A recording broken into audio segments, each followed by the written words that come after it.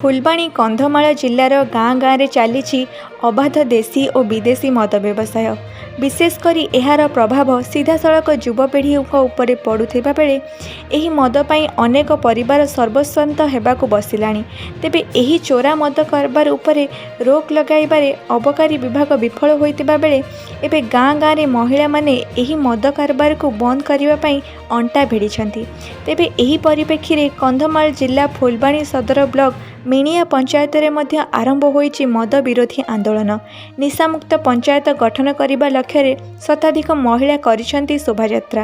ସ୍ଥାନୀୟ ସରପଞ୍ଚ ଗୌତମ ମଲ୍ଲିକ ଏବଂ ମିଣିଆ ପଞ୍ଚାୟତର ପାର୍ବତୀ ମହିଳା ମହାସଂଘର ସଭାପତି ଲଳିତା ପୋଡ଼ଙ୍କ ନେତୃତ୍ୱରେ ଏହି ଅଭିଯାନ ଆରମ୍ଭ ହୋଇଥିବା ବେଳେ ଅନ୍ୟମାନଙ୍କ ମଧ୍ୟରେ ବିଜେପିର ଫୁଲବାଣୀ ଗ୍ରାମୀଣ ମଣ୍ଡଳ ସଭାପତି ଗୋଲକ ବିହାରୀ କହଁରଙ୍କ ସମେତ ଶୋଭାଯାତ୍ରାରେ ସାମିଲ ହୋଇଥିଲେ ମିଣିଆ ପଞ୍ଚାୟତ ଅଧୀନରେ ଥିବା 21ଟି ସ୍ୱୟଂ ସହାୟିକା ଗୋଷ୍ଠୀର ଶତାଧିକ ମହିଳା। ଏହି ଶୋଭାଯାତ୍ରାରେ ମିଣିଆ ପଞ୍ଚାୟତ କାର୍ଯ୍ୟାଳୟ ସମ୍ମୁଖରୁ ଗାଦାଡ଼ି ଏବଂ ଶ୍ରାସାଣ୍ଡା ପର୍ଯ୍ୟନ୍ତ ଯାଇଥିଲା। ଶୋଭାଯାତ୍ରା ଶେଷରେ ମିଣିଆ ଜନଜାତି ହଟା ପରିସରରେ ଏକ ବୈଠକ ଆୟୋଜିତ ହୋଇଥିଲା। ଏଥିରେ ମିଣିଆ ସରପଞ୍ଚ ଗୌତମ ପ୍ରଧାନ, ପୂର୍ବତନ ମିଣିଆ ସରପଞ୍ଚ ମାଳତୀ ପ୍ରଧାନ, ଅବସରପ୍ରାପ୍ତ ଶିକ୍ଷକ ବାଳକୃଷ୍ଣ ଦିଗାଲଙ୍କ ସମେତ ଶତାଧିକ ମହିଳା ଓ ପୁରୁଷ ଯୋଗ ଦେଇଥିଲେ। ଏହି ଅବସରରେ ବରିଷ୍ଠ କଳାକାର ବିଶ୍ୱମ୍ବର ପ୍ରଧାନଙ୍କ ନେତୃତ୍ୱରେ କୀର୍ତ୍ତନ ମାଧ୍ୟମରେ ନିଶା ନିବାରଣ ଉପରେ ସଚେତନ କରିଥିଲେ।